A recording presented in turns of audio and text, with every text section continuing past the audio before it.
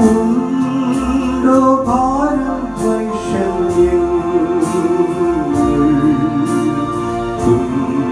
തുമ്പങ്ങളും അസംഖ്യം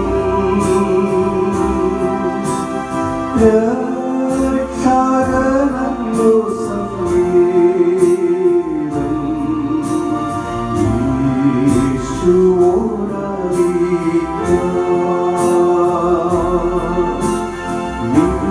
മിത്രങ്ങൾ നിന്ദിക്കുന്നുണ്ടോ? പോയി ചൊല്ലേശുവോടെല്ലാം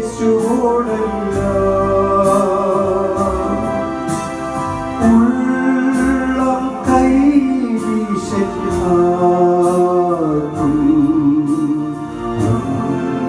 ഉണ്ടാശ്വാസമില്ല.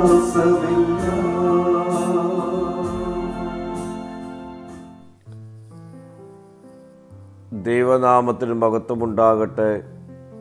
ഇന്നത്തെ പ്രഭാത ധ്യാനത്തിനായി 42-ാം സങ്കീർത്തനം 4-ാം വാക്യം.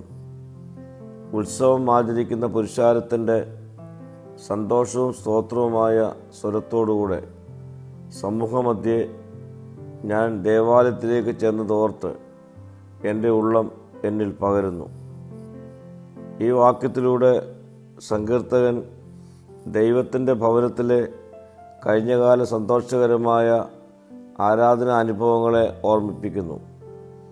ആ അനുഭവങ്ങളെ തൻ്റെ ഇപ്പോഴത്തെ അവസ്ഥയുമായി സങ്കീർത്തകൻ താരതമ്യം ചെയ്യുന്നു. അത് അവൻ്റെ ആത്മാവിൻ്റെ ആഴത്തിലുള്ള ഒഴുക്കിലേക്ക് നയിക്കുന്നു.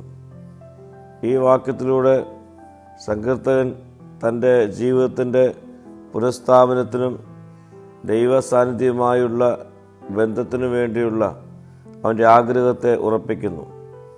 ദൈവവുമായുള്ള മുൻകാല കൂടിക്കാഴ്ചകൾ ഓർമ്മിപ്പിക്കുന്നത് ഭാവി പുനഃസ്ഥാപനത്തിനുള്ള ഇന്ധനമാണ്. ഇന്നലത്തെ സ്തുതി ഇന്നത്തെ പ്രാർത്ഥനയായി രൂപപ്പെടുന്നു. സാഹചര്യങ്ങൾ മാറിയിട്ടുണ്ടെങ്കിലും ദൈവം മാറ്റമുള്ളവനല്ല.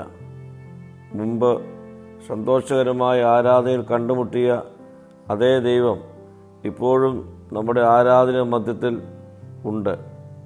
നമ്മുടെ നിശബ്ദതയിലും വേദനയിലും അവൻ്റെ സാന്നിധ്യം തിരിച്ചറിയുവാൻ നമുക്ക് കഴിയും.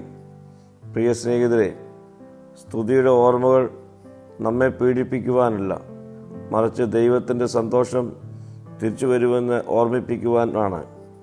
നമ്മുടെ കഴിഞ്ഞകാല ജീവിതം ഭാരമുള്ളതായിരിക്കുമ്പോൾ ദൈവത്തിൻ്റെ മുൻകാല വിശ്വസ്തയെ ഓർമ്മിപ്പിക്കുക.